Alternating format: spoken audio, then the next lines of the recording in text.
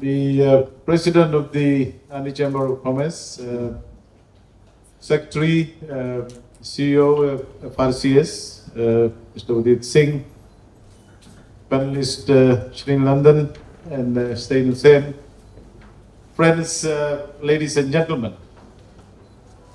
I am extremely delighted to be here to interact with you, notwithstanding the new elections of the Nadi Chamber of Commerce and Industry. And I hope that things have settled down.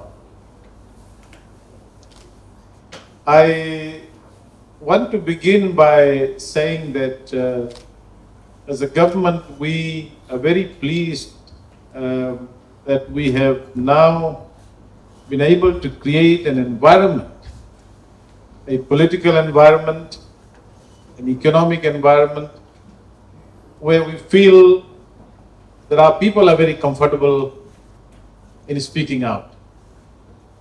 And when we started the government's tenure, we said this very clearly. We said that we will consult, we will have dialogue, we will create a very participatory environment for economic governance, political governance, and economic policy making. When I left the university about 10 years ago, and I was in opposition for 8 years, very early in my tenure in the opposition, people used to ask me, Professor, how is your transition from the academia to politics?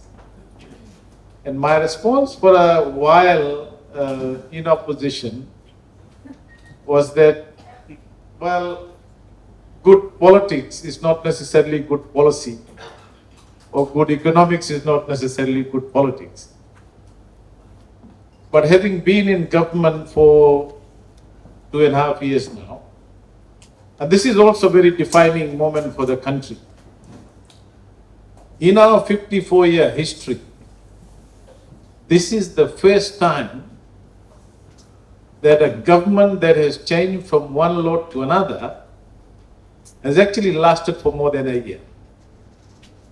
And we are now 2.5 years in our tenure. And that's a very powerful message from everyone in this country about democracy, about freedom, about change of government, about elections, about economic policy. And having delivered the third budget, we as a government feel very excited about that prospect of stability, of governance that is not shrouded in some kind of uncertainty or perceived instability. And I think that is a very, very important achievement for this country. And I want to take this opportunity on behalf of the Prime Minister and everybody in government to say thank you to everyone, people like yourselves, our institutions, our stakeholders. Often people say, yes, people are saying a lot more now. That's fine. That's okay. You know, most governments sometimes feel that when we said we're going to get rid of the draconian media decree, some people were saying, no, don't do it too quickly. We said, no, we want to do it immediately. And we feel good about it because despite the fact that we get a lot of criticism, sometimes a bit unfairly too, but that's okay. That's what democracy is all about. The more noise you hear, the more discussion, the better democracy can be. So the third budget is against the backdrop of all these issues that we confronted, that we experienced, that we said we want to appreciate understand, and promote where appropriate. So in the first budget, we were looking at not necessarily what previously happened, because that was a big factor. We looked at our debt, we looked at our debt to GDP ratio, we looked at our revenue potential, we looked at our expenditure, we looked at our infrastructure deficit, whether it's health, education, physical infrastructure, roads, water, electricity, drainage. We looked at all that. And we came to a conclusion, and having seen the processes, expenditure, revenue, over 8 years in opposition, it was very good.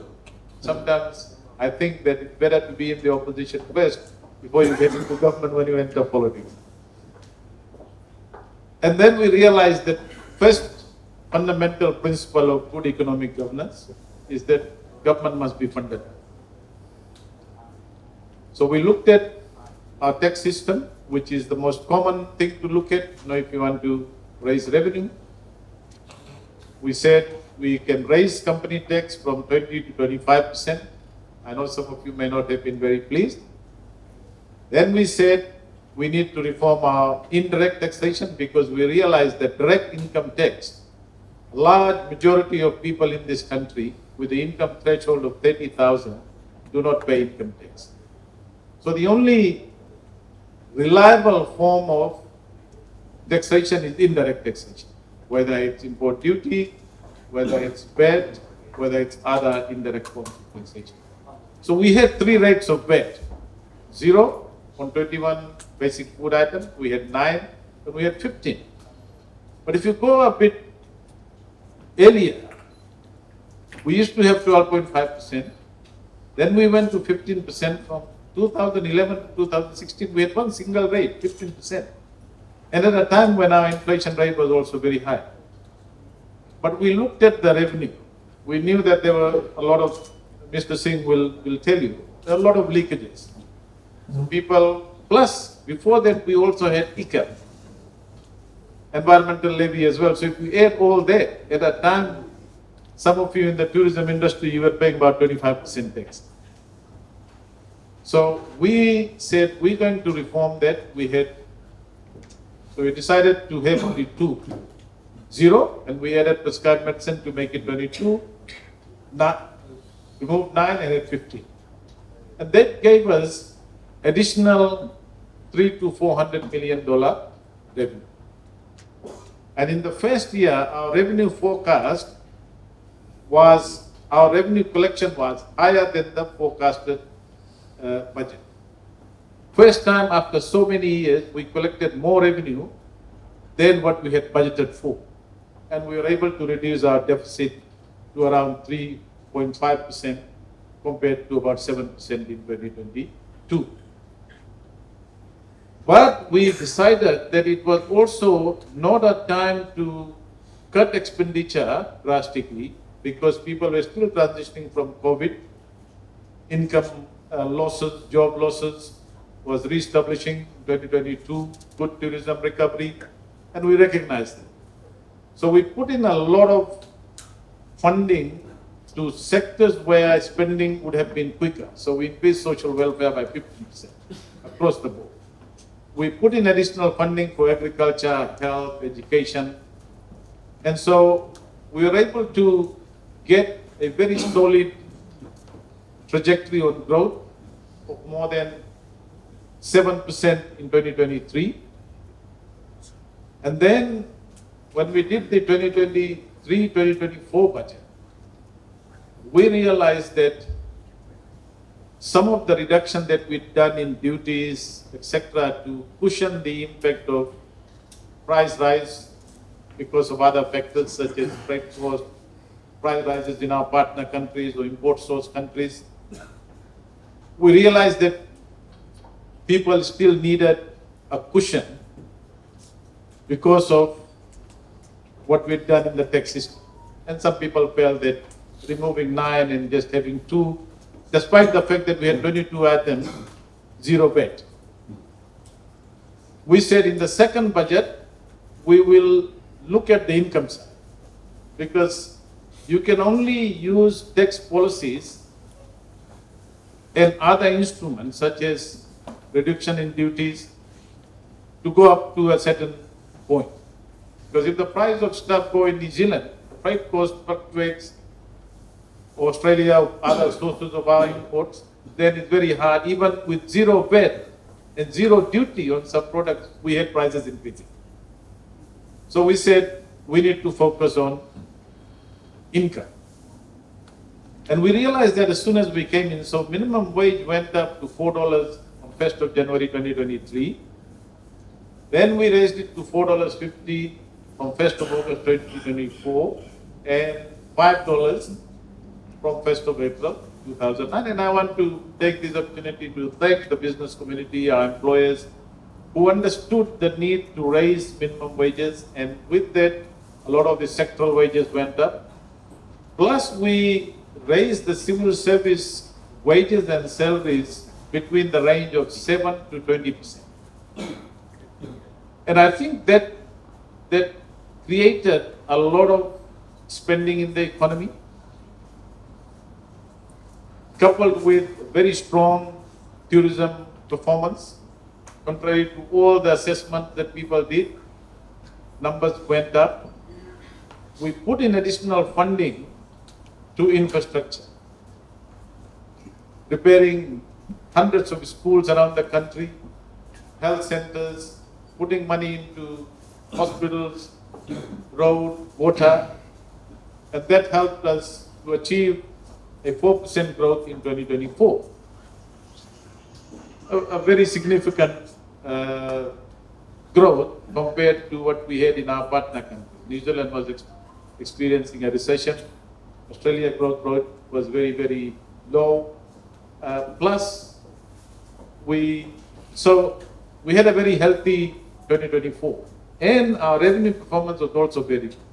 For the second time in 2024, we exceeded the collection compared to the forecast. So we were very pleased that in the last 2 years, we were funding the government well.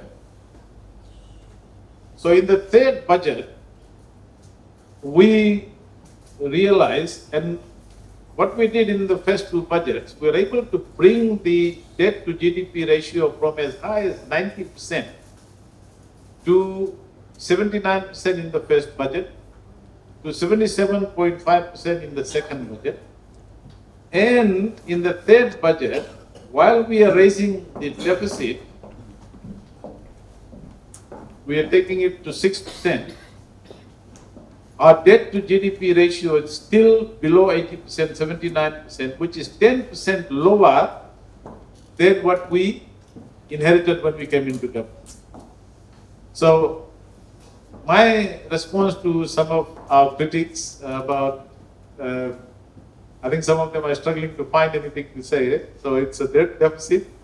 Yes, we deliberately made that decision to increase spending in this budget. And if you look at the spread of the funding, some is going to social welfare, direct expenditure. We've increased social expenditure by 5%. So in about 2 years, social expenditure has gone up by about 20%. We've increased the civil service pay again by 3%. So within a year, if you go back to 1st of August, within a year, we have increased civil service salaries and wages between 10 to 23%, if you add the 7 to 20% that we had in the second budget. And we did that deliberately. Plus, if you look at all the expenditure allocation and some of the big projects that we've announced in this public sector project that we've announced in this budget, is going to spur further economic activity. So the budget, the third budget, is really expansionary budget with a slightly higher deficit, and the idea is to look at our domestic response to a possible international economic slowdown. With the Trump tariff, with the war in the Middle East, war in Ukraine, the geopolitical conflicts, all these factors are playing out in a slightly more pronounced way than what we thought it would be in 2 years or 2 years. So, in a way, this budget does two things. One, it is injecting expenditure into the economy, and it is a balanced injection in terms of supporting our people directly, but also supporting infrastructure funding. So things like Nadi flood alleviation project, and we've said this very clearly about Nadi. That Nadi is the gateway, international gateway. The flood alleviation project has been installed for almost 8 years. When we got in, we took a decisive step and we said, we had some issues about design, so we got the Australians on board, we got the Japanese on board, JICA, and now we have a project, whether it's to do with building dikes, whether it's to protect the airport. That project is now taking shape, and some of the work, the early first stage of the work is going to start this year. I was able to visit everything last week with the acting Australian High Commissioner, and the JICA team is already here. So that's good news for Nadi. And we want Nadi to be an attractive and a model town or city for other. So this is a big project. In fact, it is one of the largest climate change projects for Fiji. Then we inherited a dilapidated state of health infrastructure. Dr. Shakil would know this. And let me say this is not something about saying about what the previous government did. Not at all. But the fact remains that we inherited one of the most dilapidated state of health infrastructure in this country.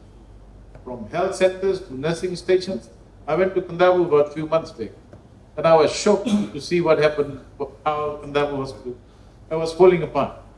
Mothers were giving birth in the veranda. Nasori Health Center was falling apart for almost 10, 12 years. 70,000 people depend on it. We got the New Zealand government to fix it within a year. The Australian government is fixing our Kandavu hospital. We've made renovations. In the second budget, we allocated a huge amount of funding for maintenance. And we're doing that in different centers. A lot of work has already been done. Rural roads, water supply. Water infrastructure, and the business people would understand this better. And this is not totally a fault of the previous government. They did the Viria project, which was a very good project, and it came in online it was commissioned in 2023, and it solved a lot of the water problems around the Sori area. But the pipe system over the last so many years has remained old. 50% of water, what we call non-revenue water, which means that 50% of water that flows into a tap system, pipe system, actually leaks out. So you have all these intermittent water cuts, low pressure.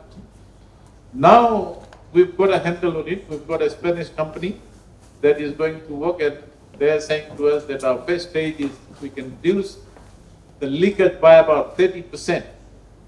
That will improve water supply without intermittent cuts in a lot of the areas. So we are investing quite a bit in health, education, and water, road infrastructure that will not only support in the improvement of the quality of life of people in the rural areas and surrounding urban areas, but it's going to be good for business. Businesses are finding it very difficult to deal with some of the infrastructure gaps, infrastructure deficit, especially in areas where businesses are trying to invest. So with all these signals, and we have created a much better, conducive business environment. There are a lot of things, notwithstanding the fact that there are a lot of things that needs to be done to improve things, particularly ease of doing business, whether it's immigration, whether it's approval. And I'm saying this very clearly and loudly to the civil servants, to ministers in government. The Prime Minister is saying that we cannot have delay in these things.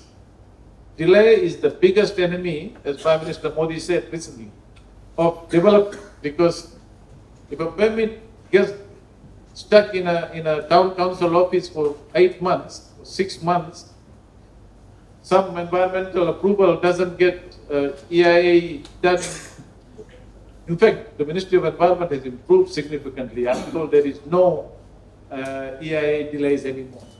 But there are different areas where we need to, and I'm happy to say that we've got a handle on it. And one of the good things that we've done is to involve people from the private sector. So we have committees, we have people who are in the system. And I personally believe that involving the private sector, those outside of government, because a lot of knowledge and wisdom resides outside of government. People who have practical experience, knowledge, wisdom built over the years in terms of doing business, in terms of dealing with the bureaucracy, they can tell us much better, and we are benefiting. We are benefiting as a government by being open, by involving the private sector, talking to you people like this, hearing you. And I must say, in the formulation of the last 2 budgets and this one, I've been extremely pleased with the level of submissions that we've received, not only from people like yourselves who can write and analyze and make graphs and make tables, but people in the villages, in the settlements.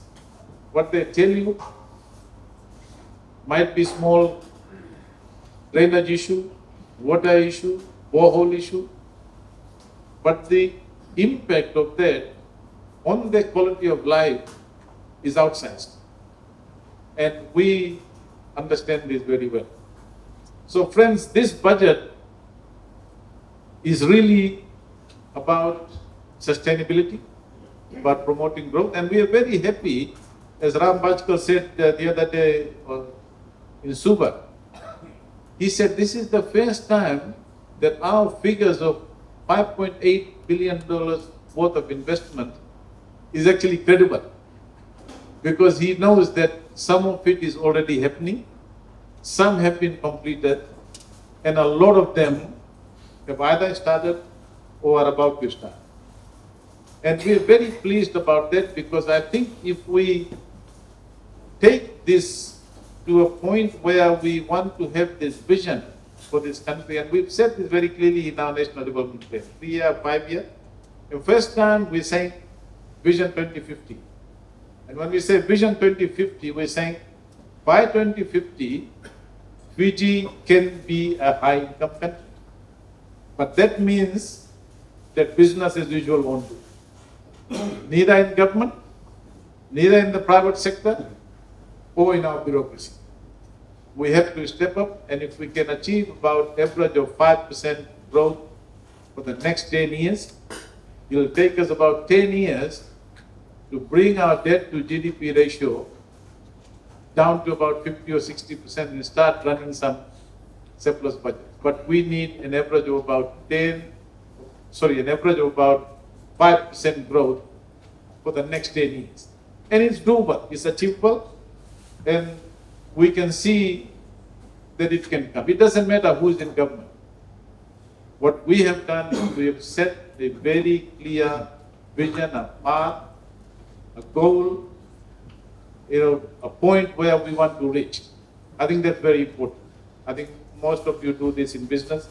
You set a target, you put all the ingredients together, and you say, this is where I want to go in 2 years, or 3 years, or 5 years. And some of you even think longer than that. And so as the government, we are emulating what we see is happening in terms of investment in the private sector. So, now let me just then summarize what this budget will do. Barring any extreme event, such as a devastating cyclone, but even that we have a contingency. We have a standby, very concessional loan for an emergency that if it triggers, if we get hit by something like that, then that funding is triggered immediately. On health, we are taking a particular, that we're supporting public-private partnership. We are still sorting out the Aspen Medical, HCF, a negotiating agreement, but we are also in the process, the last 2 years, have put in a lot of demand in terms of improving the services in both the hospitals. We are supporting other private players through other incentives. The Indian government super specialty, 100-bed super specialty hospital is about to start construction very soon. There are a few things to sign. We have signed a new pharmacopoeia agreement with the Indian government. We are negotiating a government-to-government agreement to source basic cost-effective medicine into the country, which we should have done a long time back. We didn't do that. The other thing that we're doing is we're saying to our businesses that some of the concessions we make, or reduction in duties and taxes, like reducing VAT from 15 to 12.5%, I wanted to say it last, but that is something that we wanted to do as well, although we are going to lose about $250 to $300 million revenue. But we want it to be in the pockets of our people, so that if we have these headwinds actually affecting our economy through a transmission mechanism such as tourism, remittances, then our domestic response will cushion them. Our businesses will continue to operate. The demand in the economy will be maintained. And we are not going completely berserk about Borvik. I mean, some of the opposition critics, I will be reporting to them in Parliament, but I see they're talking about the nominal debt. Yes, nominal debt may seem a little higher because they forget that we are paying their debt almost $1 billion a year. So, but the important thing is the debt to GDP ratio, because that defines the sustainability and our ability to ride through that, manage and repay the debt. So our debt to GDP ratio is still below 80%, 10% lower than what we started, and we don't intend to deviate. We've set our fiscal strategy for the next 10 to 15 years.